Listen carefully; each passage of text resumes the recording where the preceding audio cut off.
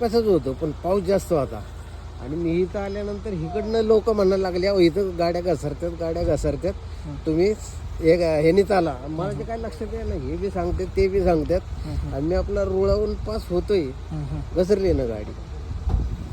लागलं का तुम्हाला? काय पायाला लागलं इथं, काय हाताला एकटंच होते? हा? एकटंच होतं का? होतो, एकटाच. काय गाडी चेमली.